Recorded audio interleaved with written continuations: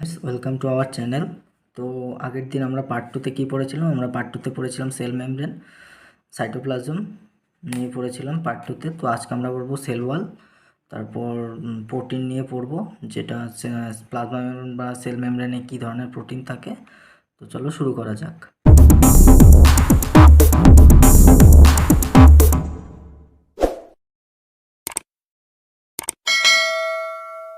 তো ফ্রেন্ডস, আগের দিন আমরা কি পড়েছিলাম? আগের দিন আমরা পড়েছিলাম সেল মেমব্রেন নিয়ে, যে সেল মেমব্রেন তিনটি কম্পোনেন্টস নিয়ে তৈরি হয়। Cell membrane lipid, protein and carbohydrates. তার মধ্যে লিপিড থাকে 40%, প্রোটিন থাকে 58 to 59% অ্যান্ড কার্বোহাইড্রেট থাকে 1 to 2%। তো লিপিডের মধ্যে কী থাকে? ফসফোলিপিড থাকে, কোলেস্টেরল থাকে, গ্লাইকোলিপিডস থাকে, এবং প্রোটিনের মধ্যে কী থাকে? আর্জিনিন, লাইসিন, আর রিচ পরিমাণে লাইসিন থাকে, আর কার্বোহাইড্রেট 1 to 2% থাকে। তো আজকে আমরা পড়বো যে প্রোটিন, মানে সেল মেমব্রেনের মধ্যে প্রোটিনটা কয় ধরনের প্রোটিন থাকে, কি প্রোটিন থাকে, কি হেল্প করে, তা নিয়ে আমরা পড়বো।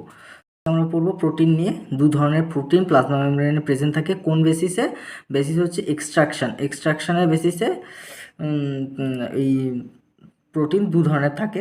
তা একটা হচ্ছে তোমার ইন্টারগাল প্রোটিন বা ইন্ট্রান্সিক প্রোটিন, আরেকটা থাকে হচ্ছে পেরিফেরাল বা এক্সট্রান্সিক প্রোটিন যেটাকে বলে। তো ইন্টারগ্রাল বা ইন্ট্রান্সিক প্রোটিন কি? যেসব প্রোটিন টাইটলি ফসফোলিপিড, লিপিডের মধ্যে ফসফোলিপিড, মানে প্লাজমা মেমব্রেনে তো ফসফোলিপিড থাকে, তো যেগুলো শক্ত হবে, ফসফোলিপিডের সাথে শক্তভাবে আটকে থাকে যেসব প্রোটিনগুলি, যাকে কোনোদিনও সহজভাবে রিমুভ করা যায় না মেমব্রেন থেকে, প্লাজমা মেমব্রেন থেকে সহজভাবে রিমুভ করা যায় না, সেগুলিকে আমরা ইন্ট্রান্সিক প্রোটিন বা ইন্টারগ্রাল প্রোটিন বলি। তাই এই ইন্ট্রান্সিক প্রোটিনকে আমরা আবার দুভাগে ভাগ করতে পারি। একটা হচ্ছে পার্শিয়ালি বুরিড, একটা হচ্ছে টোটালি বুরিড। টোটালি বুরিড মানে প্লাজমা মেমব্রেনের এপার টু ওপার যেগুলো থাকে, মানে একদম এই তো প্লাজমা মেমব্রেন, ধরো এটা প্লাজমা মেমব্রেন, মানে কোষের মেমব্রেনটা, যেই প্রোটিনগুলি এপার টু ওপার, মানে এই প্রোটিনগুলি হচ্ছে টোটালি বুরিড, মানে সম্পূর্ণভাবে থাকে। আর পার্শিয়ালি বুরিড মানে অর্ধেক, মানে এপার টু ওপার হয় না, মানে মেমব্রেনের মধ্যে জাস্ট থাকে এভাবে। এটা হচ্ছে পার্শিয়ালি বুরিড, আর এটা হচ্ছে টোটালি বুরিড মানে এপার টু ওপার, বুঝলে? তা এই প্রোটিনগুলিকে আমরা কি বলতে পারি? এই প্রোটিনগুলিকে আমরা টানেল প্রোটিন বা চ্যানেল প্রোটিন বলতে পারি। এই প্রোটিনগুলির মাধ্যমে কি হয়? এই প্রোটিনের মাধ্যমে হচ্ছে ওয়াটার সলিউবল যেসব কম্পোনেন্টগুলো থাকে, তা প্লাজমা এই টানেল প্রোটিনের মাধ্যমে কোষের মধ্যে ঢুকতে পারে। তো আমরা এখন কি লিখতে পারি? প্রথমত আমরা কি লিখতে পারি? যে দুই টাইপের প্রোটিন থাকে। একটা হচ্ছে কি, এক নাম্বার হচ্ছে কি প্রোটিন, একটা হচ্ছে তোমার ইন্টিগ্রাল, আর কি লেখা যায়? ইন্টিগ্রাল বা ইন্ট্রিনসিক প্রোটিন। আরেকটা আমরা লিখতে পারি হচ্ছে পেরিফেরাল বা এক্সট্রিনসিক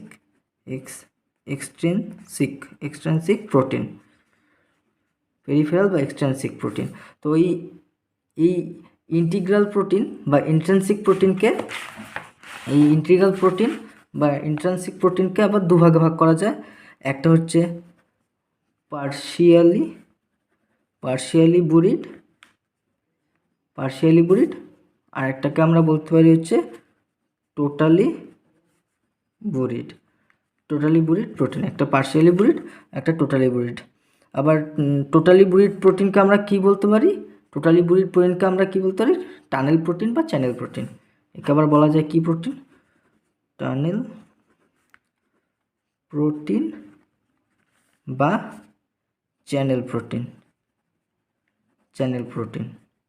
একে টানেল প্রোটিন বা চ্যানেল প্রোটিন বলতে পারি কেন? কারণ এর মধ্যে দিয়ে, মানে এই প্রোটিনের সাহায্যে তোমার ওই ওয়াটার সলিউবল যেসব কম্পোনেন্ট থাকে, যেসব ম্যাটেরিয়াল, সেগুলো মেমব্রেনকে অ্যাক্রস করে এই প্রোটিনের মাধ্যমে, মানে এই প্রোটিনের মাধ্যমে মেমব্রেনকে ভেদ করে কোষের মধ্যে প্রবেশ করে। তাই এই প্রোটিনগুলিকে আমরা টানেল প্রোটিন বা চ্যানেল প্রোটিন বলতে পারি। তো এটাকে কি লেখা যেতে পারে, লিখতে পারি some integral protein, some integral protein which are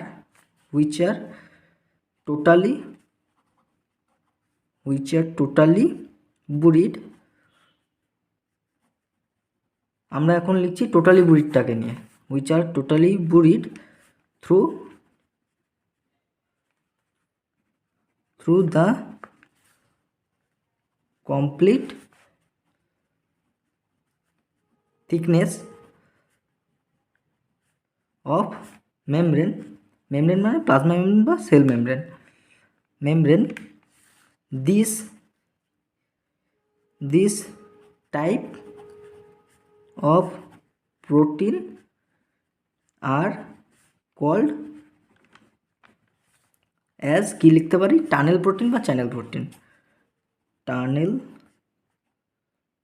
বা চ্যানেল প্রোটিন। কারণ কি, because which provide a passage for movement of water soluble material across মানে পার হয়, across the cell membrane বা প্লাজমা মেমব্রেন। কি তাহলে কারণটা কি, একে টানেল প্রোটিন বা চ্যানেল প্রোটিন বলা হয় কেন, টোটালি বুরিড প্রোটিনকে? কারণ এর মাধ্যমে ওয়াটার সলিউবল মানে যেগুলো ওয়াটারে মিশে যায়, গুলে যায়, সেই সব ম্যাটেরিয়ালসগুলি সেলের মধ্যে এই টানেল প্রোটিন বা চ্যানেল প্রোটিন বা টোটালি বুরিড প্রোটিনের মাধ্যমে কোষের মধ্যে প্রবেশ করে, তাই একে আমরা টানেল প্রোটিন বা চ্যানেল প্রোটিন বলে থাকি। টোটালি বুরিড প্রোটিন কোনগুলো, যেমন এটা হচ্ছে সেল মেমব্রেন,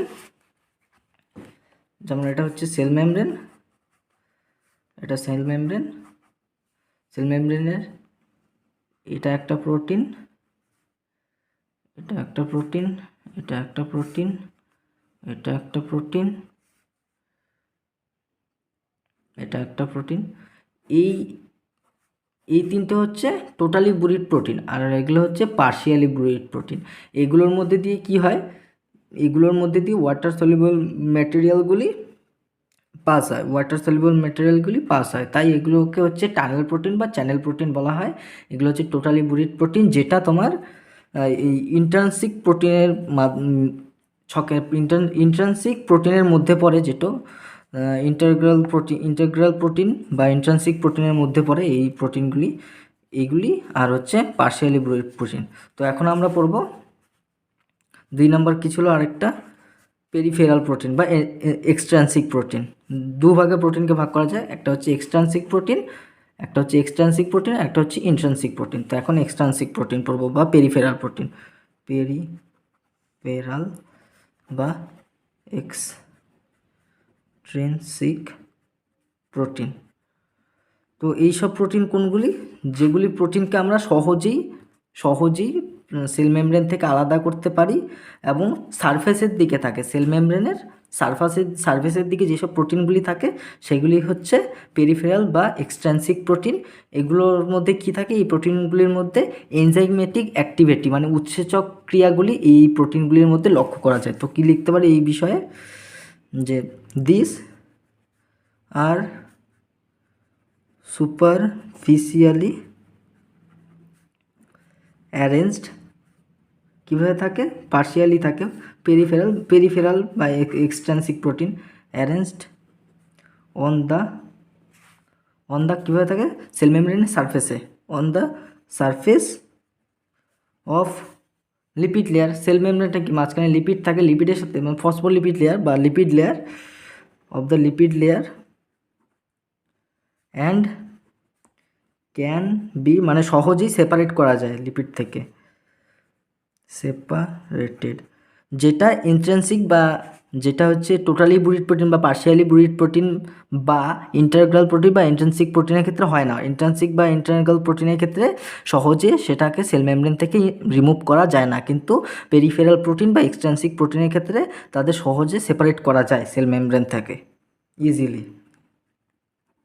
আর এই পেরিফেরাল বা এক্সট্রিনসিক প্রোটিনের বৈশিষ্ট্য মনে হচ্ছে তাদের মধ্যে একটি উৎসেচক ক্রিয়া লক্ষ্য করা যায়। দিস প্রোটিন কি লেখা যায়, this protein have enzymatic activity.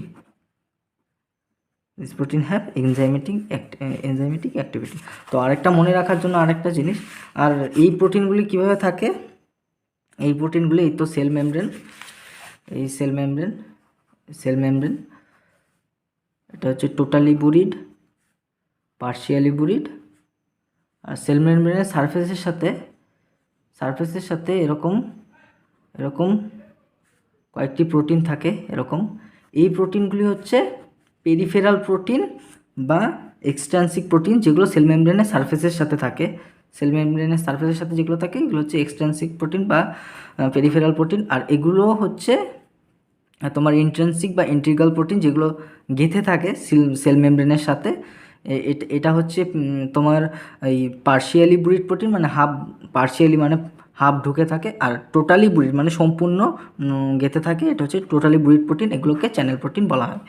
আর মনে রাখার একটা বিষয় আছে, নোটস মনে রাখার একটি বিষয়, অলিগোস্যাকারাইড, গ্লাইকোলিপিড আর গ্লাইকোপ্রোটিনের যে প্লাজমা মেমব্রেনের ওপর তারা সেল টু সেল রিকগনাইজেশন মেকানিজমটা তারা ক্রিয়া করে। এখন সেল টু সেল রিকগনাইজেশন মানে এখন আমাদের আগে বুঝতে হবে রিকগনাইজেশনটা কী বা রিকগনাইজেশন কী। সেটা হচ্ছে আমরা সহজেই জানি যে নিষেকটা কি, ফার্টিলাইজেশন, ইংলিশে যাকে বলা হয় ফার্টিলাইজেশন, মানে হচ্ছে স্পার্ম আর এগের যে স্পার্ম মানে বীর্য এবং এগ মানে ডিম্বাণু, বীর্য বা শুক্রাণু বা ডিম্বাণুর মধ্যে যে রিকগনাইজেশন হয়, এটা হচ্ছে একটা রিকগনাইজেশনের উদাহরণ। শুক্রাণু ডিম্বাণুর যে মিলন বা শনাক্তকরণ, এটা হচ্ছে রিকগনাইজেশনের উদাহরণ। আরেকটা উদাহরণ হচ্ছে ব্লাড আর অ্যান্টিজেনের মধ্যে রিকগনাইজেশনের উদাহরণ। তো এই অলিগোস্যাকারাইডস, গ্লাইকোলিপিড এবং গ্লাইকোপ্রোটিনের অলিগোস্যাকারাইডসগুলি প্লাজমা মেমব্রেনের উপর রিকগনাইজেশন করে, সেল টু সেল রিকগনাইজেশন করে। কী লেখা যেতে পারে, অলিগোস্যাকারাইডস অফ কার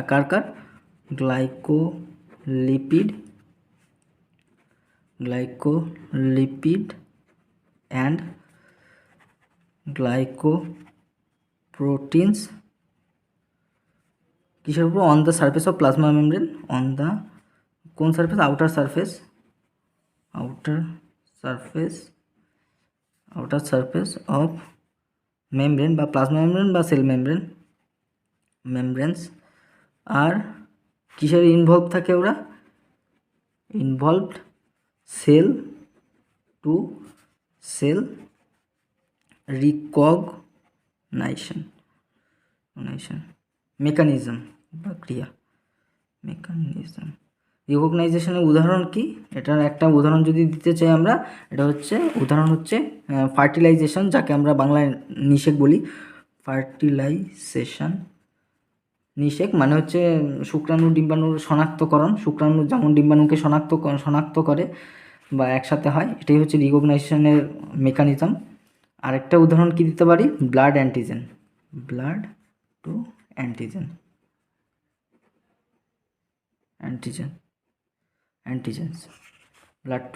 এটা হচ্ছে রিকগনাইজেশনের উদাহরণ। এখন আমরা পড়বো সেল ওয়াল কি, একটা হচ্ছে নন লিভিং রিজিড স্ট্রাকচার হচ্ছে সেল ওয়াল। নন লিভিং মানে হচ্ছে জীবিত না, এবং রিজিড মানে দৃঢ়। নন লিভিং দৃঢ় স্ট্রাকচার মানে গঠন হচ্ছে একটি সেল ওয়ালের গঠন, যেটি কি করে, কভার করে রাখে প্লাজমা মেমব্রেনকে বা সেল মেমব্রেনকে কভার করে রাখে। কিসের সেল মেমব্রেন বা plasma membrane, bacteria, Protista, fungi, algae এবং বিভিন্ন উদ্ভিদের প্লাজমা মেমব্রেনকে কভার করে রাখে। তো আমরা কি লিখতে পারি সেল ওয়াল সম্পর্কে, সেল ওয়াল কি, এ নন লিভিং রিজিড মানে দৃঢ়, স্ট্রাকচার স্ট্রাকচার কল্ড, দৃঢ় স্ট্রাকচারকে আমরা কি বলতে পারি, called the cell wall, called the cell wall, তাকে আমরা সেল ওয়াল বলে থাকি। এটি কি করে, কল্ড দ্য সেল ওয়াল, এটা কি করে, covering, outer covering for the, কিসের জন্য কিসের আউটার কভারিং করে, ফর দ্য প্লাজমা মেমব্রেন, কিসের প্লাজমা মেমব্রেন, অফ কিসের হয়, bacteria, some Protista, fungi, outer covering for the plasma membrane, outer covering of the plasma membrane of কিসের plasma membrane, bacteria, some protista, fungi,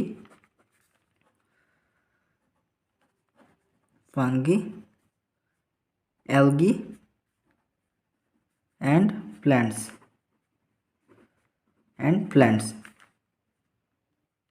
এদের outer covering করে রাখে।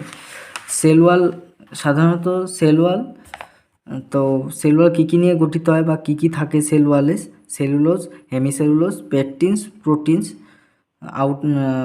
অন্যান্য উদ্ভিদের ক্ষেত্রে, উদ্ভিদের সেল ওয়ালের ক্ষেত্রে থাকে হচ্ছে সেলুলোজ, হেমিসেলুলোজ, পেকটিনস, প্রোটিনস। কিন্তু অ্যালগি, শুধুমাত্র অ্যালগির ক্ষেত্রে কী থাকে, অ্যালগির সেল ওয়ালটা সেলুলোজ থাকে, গ্যালাকটেন্স থাকে, ম্যানান্স থাকে এবং বিভিন্ন ম্যাটেরিয়ালস থাকে। তার মধ্যে ম্যাটেরিয়ালসগুলির মধ্যে ক্যালসিয়াম কার্বনেট থাকে। তো আমাদের মনে রাখার জন্য অ্যালগির মধ্যে কী কী থেকে, algae have cell wall made of cellulose, galactans, mannans and minerals like calcium carbonate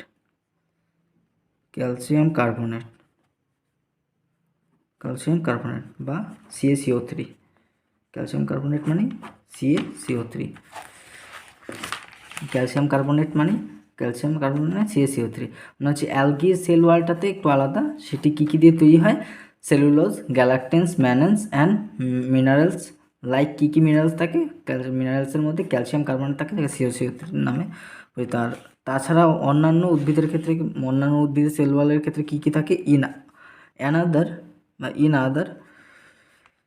other plants, অন্যান্য উদ্ভিদের ক্ষেত্রে সেল ওয়ালের মধ্যে কী কী থাকে, cell wall consists of cellulose, hemicellulose, pectins and proteins।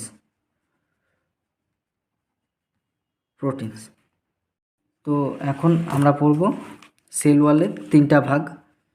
Sell ওয়ালের তিনটি ভাগ, কী কী ভাগ, একটা হচ্ছে primary cell wall, primary cell ওয়াল,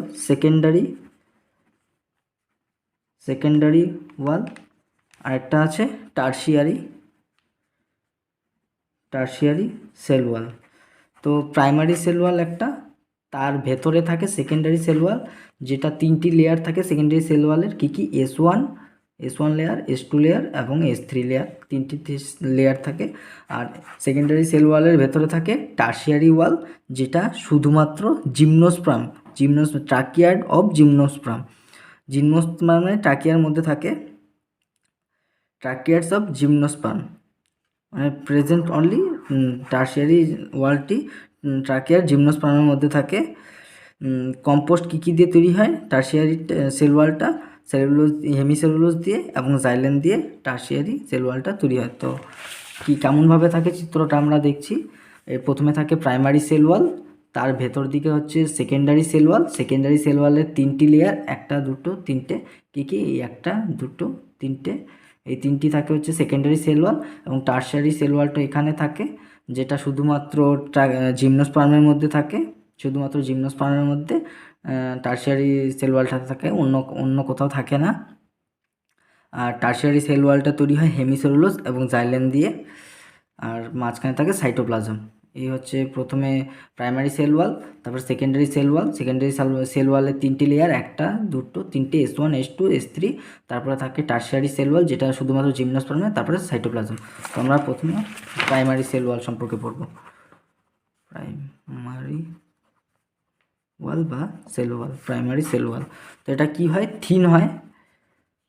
থিন কেমন হয়?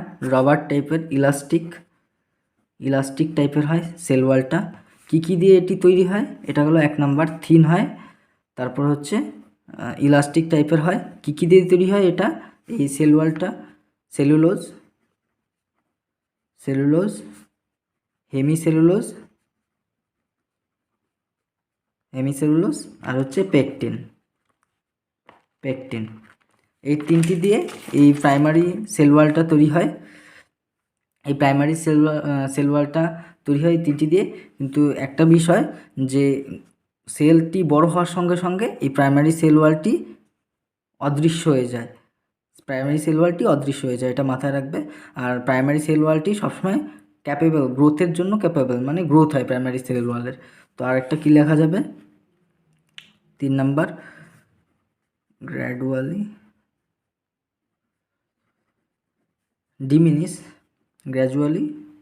ডিমিনিশ, মানে অদৃশ্য হয়ে যায়, অ্যাজ সেল ম্যাচিওর, মানে সেল যখন ম্যাচিওর হয় তখন এই সেল ওয়ালটি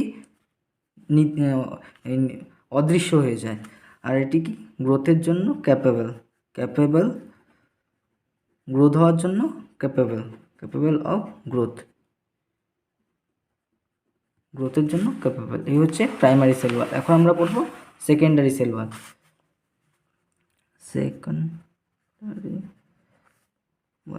সেকেন্ডারি সেল ওয়াল, এটির 3টি ভাগ। কী কী? একটি লেয়ার S1, একটি S2 লেয়ার, একটা হচ্ছে S3 লেয়ার। 3টি লেয়ার থাকে। তো ওই লেয়ারগুলো মানে সেল ওয়ালগুলি কেমন হয়? রিজিড হয়, মানে দৃঢ় হয়, থিক হয়। সেল ওয়ালগুলি থিক হয়। কী কী দিয়ে তৈরি হয় এই সেল ওয়ালগুলি? হয় হচ্ছে cellulose, hemicellulose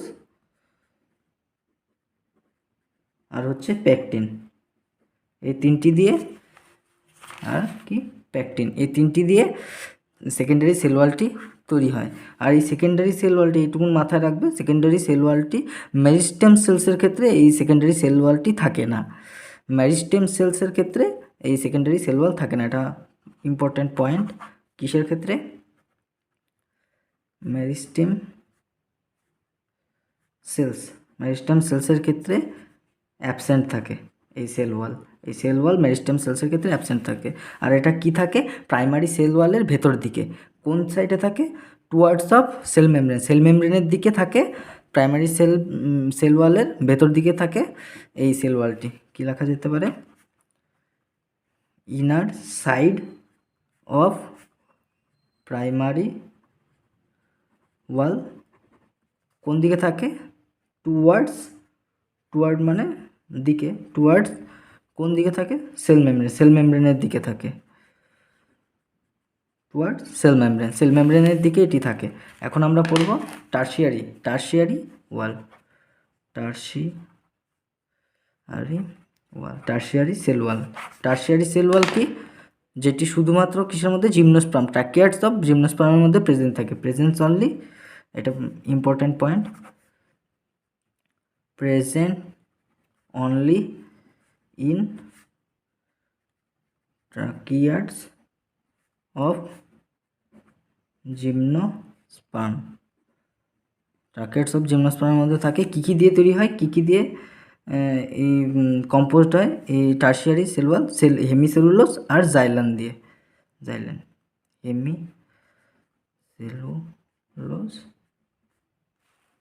hemicellulose and xylan. Hemicellulose এবং জাইলেন দিয়ে এটি তৈরি হয়। আরেকটি জিনিস আছে যাকে আমরা বলি মিডিল ল্যামেলা। মিডিল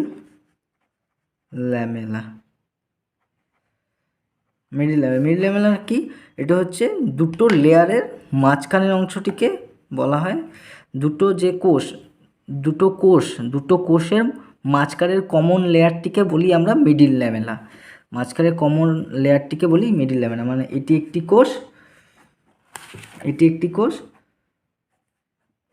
কোষ, এই মাঝখানের যে কমন অংশটি এটাকে আমরা বলি মিডিল ল্যামেলা। মাঝখানের কমন অংশটিকে আমরা বলি মিডিল ল্যামেলা। তো কি এটা? কমন কি লেখা যেতে পারে? Common layer between two cells. Middle lamellar মধ্যে কি থাকে? কি দিয়ে মিডিল ল্যামেলা তৈরি হয়? 1 নম্বর থাকে হচ্ছে ক্যালসিয়াম, আর 2 নম্বর থাকে magnesium পেকটেটস।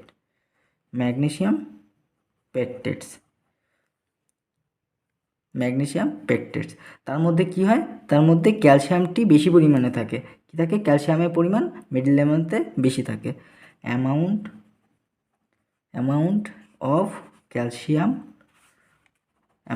Of calcium is more.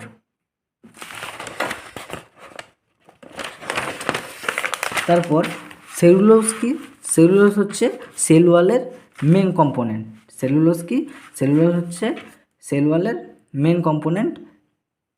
এখন সেলুলোজ ছাড়া আর কি থাকে সেল ওয়ালের মধ্যে? হেমিসেলুলোজ থাকে, কিউটিন থাকে, পেকটিন থাকে, লিগেনিন থাকে, সুবেরিন থাকে। আর এগুলো হচ্ছে সবসময় সেল ওয়ালের মধ্যে প্রেজেন্ট থাকে। কি থাকে সেলুলোজ ছাড়া সেল ওয়ালে কি থাকে আর প্রেজেন্ট? তো কি লিখতে পারি আমরা এটাকে? প্রথমে লিখব হচ্ছে cellulose is a main constituent of cell wall, but এছাড়াও আর কি থাকে? এছাড়া আর কি অ্যাড থাকে? অ্যাডিশন টু কি থাকে সেলুলোজ ছাড়াও?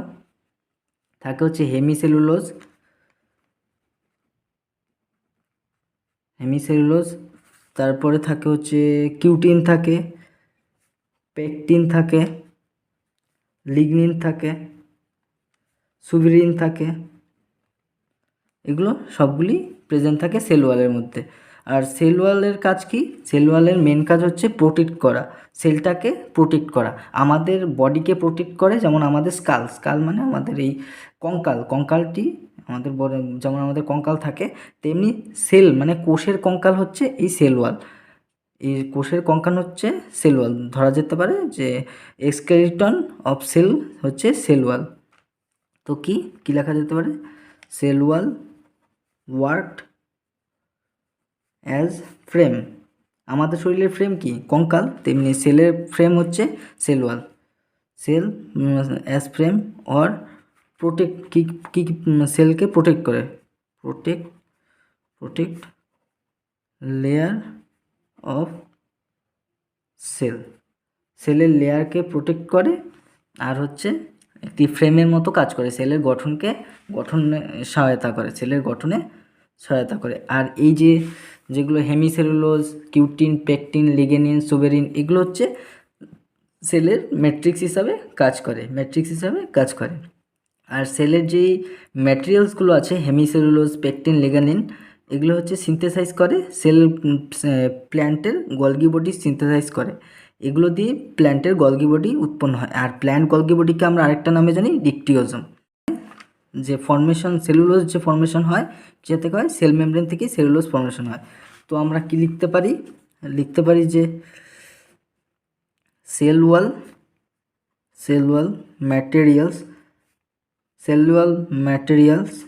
ম্যাটেরিয়ালসগুলো কি? এই যে এগুলো হচ্ছে সেল ওয়াল ম্যাটেরিয়ালস। এগুলো আবার তোমরা লিখে নেবে, আমি ডট দিয়ে দিলাম। এই ম্যাটেরিয়ালসগুলো হচ্ছে সেল ওয়াল ম্যাটেরিয়ালস, এখানে লিখে নেবে। সেল ওয়াল ম্যাটেরিয়ালসগুলি কি করে? আর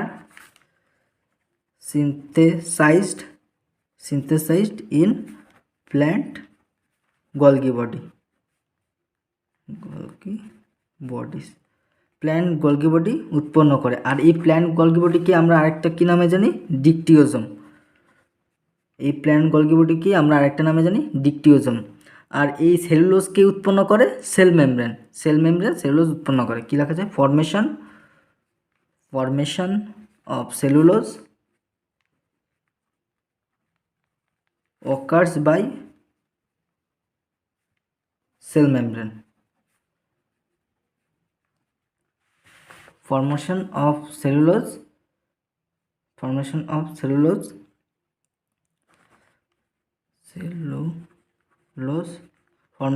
cellulose occurs by cell membrane. Cell membrane কী কী পড়বো? এখন আমরা পড়বো হচ্ছে সেল ওয়াল সম্পর্কে পড়লাম, তো এখন পড়বো সেল ওয়ালের ফাংশন। সেল ওয়াল আমাদের কী কী মানে সেলের কী কী সহায়তা করে সেটা পড়বো।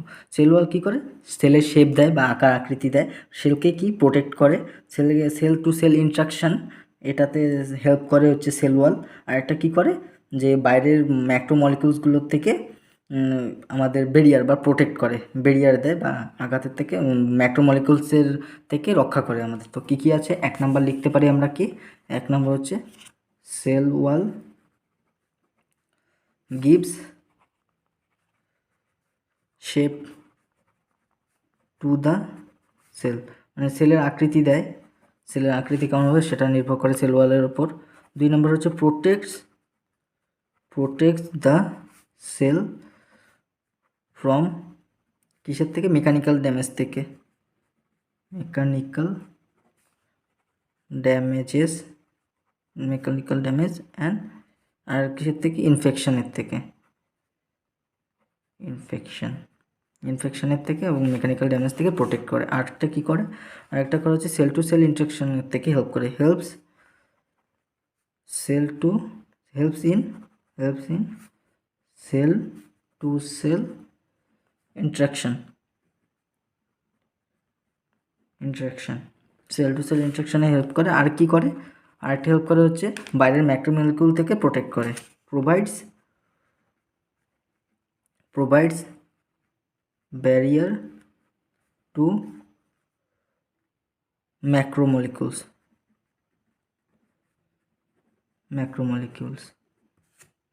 থেকে সহায়তা করে। এগুলো হচ্ছে সেল ওয়ালটা শেষ হলো। তো এখন আরেকটা পয়েন্টস আছে প্লাজমোডেজমাটা, যেটা কি হয়েছে? স্ট্রাসবার্গার যে সাইটোপ্লাজম, আগেই বলেছিলাম সাইটোপ্লাজম যে নাম দেন, সেই প্রথম নামটা দেন প্লাজমোডেজমাটা 1901 খ্রিস্টাব্দে। তো এটি কি? এটি হচ্ছে দুটো সেলের মধ্যবর্তী জয়েন্টকে বলা হয় প্লাজমোডেজমাটা। প্ল্যান্ট সেলের মধ্যে বেশিরভাগ লক্ষ্য করা যায়। কোন প্ল্যান্ট সেলগুলির মধ্যে? যেগুলো হচ্ছে মাল্টিসেলুলার প্ল্যান্ট সেল, তাদের মধ্যে এটি লক্ষ্য করা যায়। আর হচ্ছে ইউআর টিউবুলস প্ল্যান্ট সেলের মধ্যে ইয়ার টিউবুলস মানে ইয়ার হচ্ছে একটি সেল অর্গানেলস, ইয়ার এন্ডোপ্লাজমিক রেটিকুলাম বা একে বলা হয় ডেজমোটিউবুলস, যেটি ডেজমোটিউবুলস আমাদের কি সহায়তা করে? সাইটোপ্লাজমের কন্টিনিউটি বজায় রাখে। আর এটা এই প্লাজমোডেজমাটার কি, যে দুটি মনে করো সেল আছে, প্লাজমোডেজমাটা কি? তো প্লাজমোডেজমাটা এই তো দুটো সেল, এখানে একটা সেল, পার্শ্ববর্তী দুটি সেল, ওই দুটি সেল। এটি শুধুমাত্র মাল্টিসেলুলার প্ল্যান্টের মধ্যেই দেখা যায়। দুটি সেলের মধ্যে অ্যাডজেসেন্ট থাকে, মানে জয়েন্ট থাকে, দুটি সেলের মধ্যে জয়েন্ট থাকে। সাইটোপ্লাজমের মধ্যে জয়েন্ট থাকে, দুটি সেলে সাইটোপ্লাজমের মধ্যে জয়েন্ট থাকে, দুটি সেলে সাইটোপ্লাজমের জয়েন্ট থাকে এবং মিডিল ল্যামেলার সাথে যুক্ত থাকে। এই অংশটিকেই বলা হয় প্লাজমোডেজমাটা। নেইবার শুধুমাত্র এটি নেইবার সেল বা প্রতিবেশী সেলের মধ্যেই হয়ে থাকে। এটি দুটো সেলের ওই সাইটোপ্লাজমগুলিকে কানেক্ট করে রাখে। বিভিন্ন হেল্প হয় এই প্লাজমোডেজমাটার মাধ্যমে। এটি প্রথম স্ট্রাসবার্গার 1901 খ্রিস্টাব্দে প্রপোজ করে এই নামটা। এটি শুধুমাত্র প্রতিবেশী সেলের মধ্যেই হয়ে থাকে। তো আমরা কি লিখতে পারবো? নেমড প্রপোজড বাই স্ট্রাসবার্গার, কত খ্রিস্টাব্দে? 1901 খ্রিস্টাব্দে। তো এটি কি করে? এটার কাজ কি? দিস আর সাইটোপ্লাজমিক কানেকশন মানে সাইটোপ্লাজম কানেক্ট হয়ে থাকে এটাতে। This are cytoplasmic connection between কার মধ্যে, between two adjacent plant sell,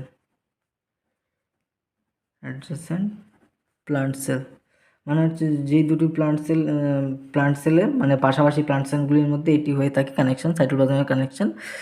আর এটি প্লাজমোডেজমাটা কোন সেলে দেখা যায়? এটি মাল্টিসেলুলার প্ল্যান্টসের মধ্যে দেখা যায়। কিসের মধ্যে দেখা যায় প্লাজমোডেজমাটা? প্লাজমোডেজমাটা কিসের মধ্যে প্রেজেন্ট থাকে? মাল্টিসেলুলার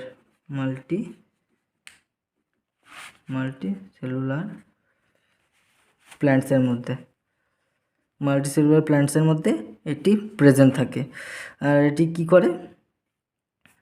এটি হচ্ছে এই মিডিল ল্যামেলার সাথে যুক্ত থাকে। আবার দ্য সেল ওয়ালের সাথে যুক্ত থাকে, মিডিল ল্যামেলার সাথে যুক্ত থাকে এবং সাইটোপ্লাজমের সাথে যুক্ত থাকে। এই তো এটা হচ্ছে মাঝখানে, আমরা জানি যে দুটি সেলের মাঝখানের অংশটিকে বলা হয় মিডিল ল্যামেলা। সেল ওয়ালের সাথে যুক্ত থাকে, আবার হচ্ছে সাইটোপ্লাজম, দুটি সেলের সাইটোপ্লাজমের সাথে যুক্ত থাকে। The cell wall and middle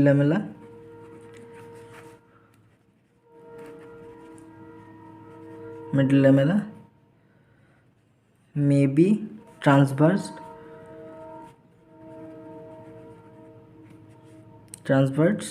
by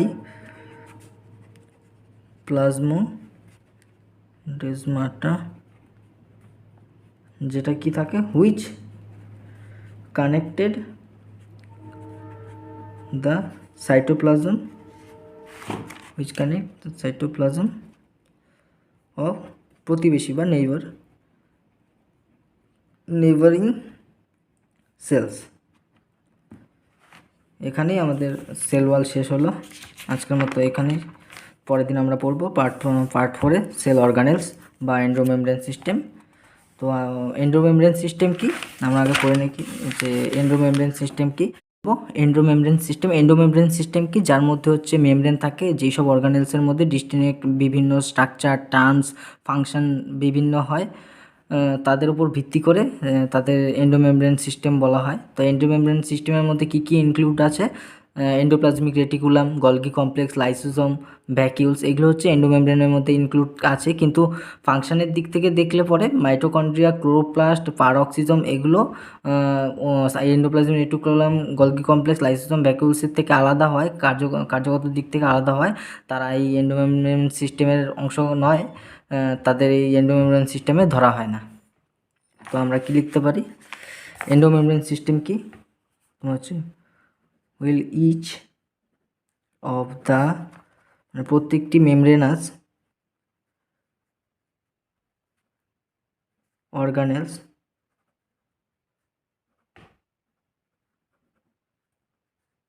is distinct, মানে বিভিন্ন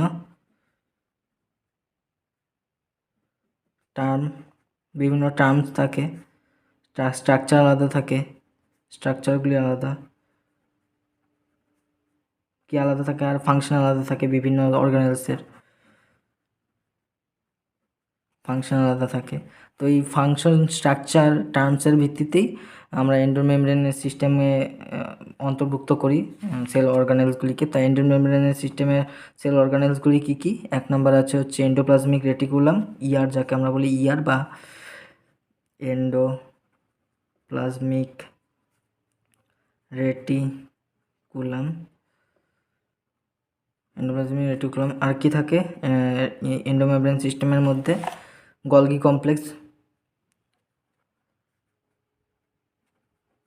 কমপ্লেক্স, আর কি থাকে? লাইসোজোম, আর কি থাকে 4 নম্বর? ভ্যাকিউলস। ফাংশন এবং ফাংশনের ভিত্তিতে মাইটোকন্ড্রিয়া, ক্লোরোপ্লাস্ট, পারঅক্সিজম এগুলো এক নয়, এগুলো ইআর, গলগি কমপ্লেক্স, লাইসোজোম, ভ্যাকিউলসের মতো এক নয়। তাই এগুলিকে আমরা এন্ডোমেমব্রেন সিস্টেম হিসাবে ধরতে পারি না। আর যেগুলো এন্ডোমেমব্রেন সিস্টেমের সাথে আমরা ধরা যায় না, যেগুলো মানে হচ্ছে নন এন্ডোমেমব্রেন মেমব্রেন সিস্টেম। যেগুলো এন্ডোমেমব্রেন সিস্টেম নয় সেগুলো কি কি? 1 নম্বর হচ্ছে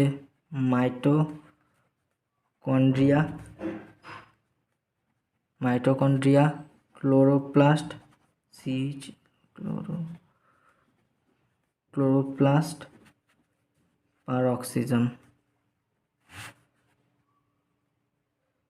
পারঅক্সিজমস ইটিসি। এগুলো হচ্ছে এন্ডোমেমব্রেন সিস্টেমের অন্তর্গত নয়।